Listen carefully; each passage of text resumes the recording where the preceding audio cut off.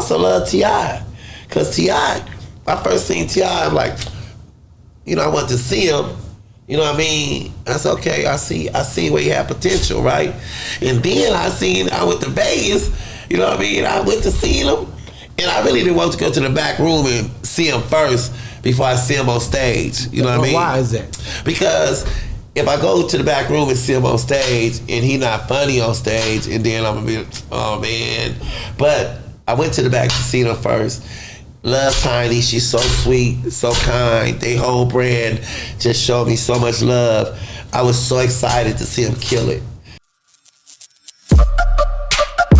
Yeah, we on Boss Talk TV. Shout out to E. He the reason you see me. Skates and the way you was on them skates, man, and like, when I seen that, like, that's the early Scruncho. Yeah. That's the Scruncho that everybody seen, how he came out.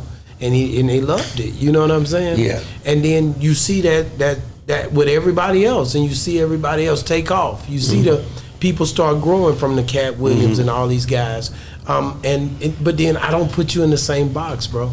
I ain't gonna lie. When I look at you, you more of the grit, man, like the Ali Sadiq. I ain't gonna lie. Right. There's certain one of y'all that's different. It's not the same, bro. Right. Like Ali, he doing his thing on YouTube. He killing the game. Yeah, I love Ali. You see what I'm saying? I love Funny, yeah. Think about it. It's like, and he tell them penitentiary stories because we know them. He make familiar things from the South, from my perspective, familiar. Like, but you took a different angle. You really don't even touch those times that you was locked up, right? Not like that. No. You see what I'm saying? Yeah, I don't talk about that. You always talked about. You always had a different type of way that you projected. Because you know what, like.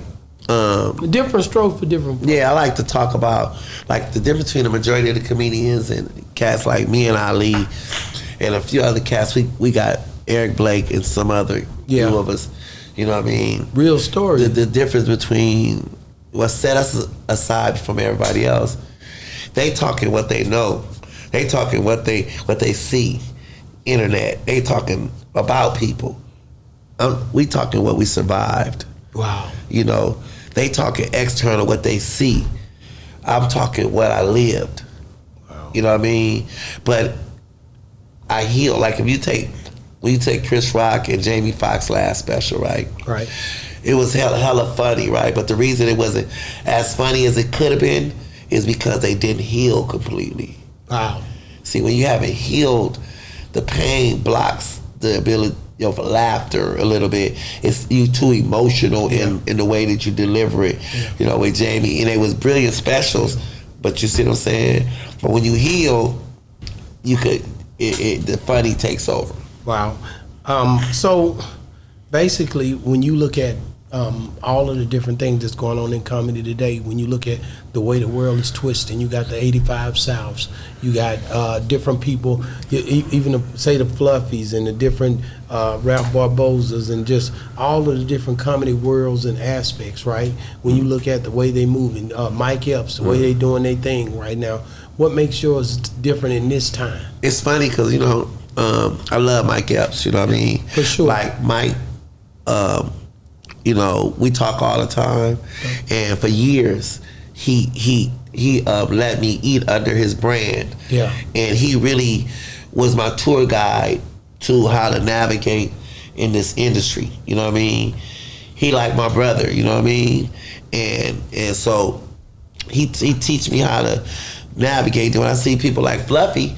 Me and Fluffy, we lived on the same street. Really? We both from Long Beach. We started doing comedy together. Wow. We was so broke when we started, you know what I'm saying? Because I had just started a little family, you know what I mean? And my daughter, she like 33, 34 now. So this was 30 years ago. She like 33 when she was 3. And he'd come down the street with his car battery. And we'd throw it in my little Hyundai, and we'd just start it up, and we'd go do the Mexican clubs and the black clubs, me, Fluffy, and Felipe Esparza. That's crazy. I never would have thought you and Fluffy were hanging out like that. Yeah, that was my partner, you know what I mean? That's crazy. Then I seen him in the iPhone store, and I was all happy to see him, and the nigga treated, I almost slapped the shit out of his fat ass. Really? Yeah, the nigga just looked at me and was like he didn't even know who you was? Maybe he didn't recognize you. No, he knew it. But you know what? He changed? No, he didn't change because it took him a minute. You know what I mean? Sometimes you get so, I seen it happen. You know, and he caught on, and then once whatever that little spirit of stardom hit, got off of him, and then he like, oh man, Scruncho, man, remember that time? And we just start reminiscing, wow. You know what I mean, and hugging it out. But initially he looked at me like, I know he recognized me, but I don't know what it was, but when he caught on, man, he was trying to pick me up and all kind of shit. You know what I mean? Like, oh man, fucking Scruncho, man, we did see. So reminiscing and talking about when we did our first show with Suge Knight and how we started, and we left in tears. You know what I mean? Really? Yeah. So so you can't. It's amazing when you meet people and they hit that super stardom, and they meet so many people. Sometimes it take a minute to get to the core of who they was because of who they became. You know what I'm saying? Wow. So you learn a lot of this business. Who would you say now with the way you've been in the comedy game for a long time?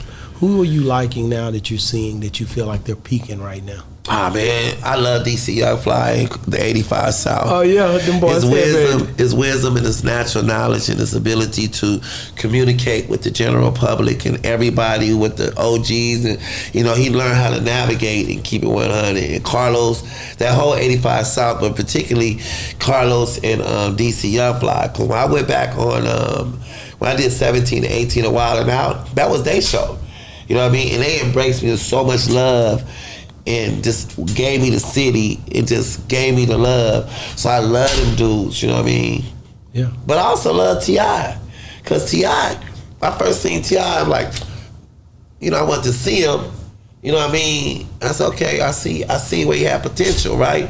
And then I went to Vegas, you know what I mean? I went to see him, and I really didn't want to go to the back room and see him first before I see him on stage. You know what I mean? Why is that? Because if I go to the back room and see him on stage and he not funny on stage, and then I'm gonna be, oh man.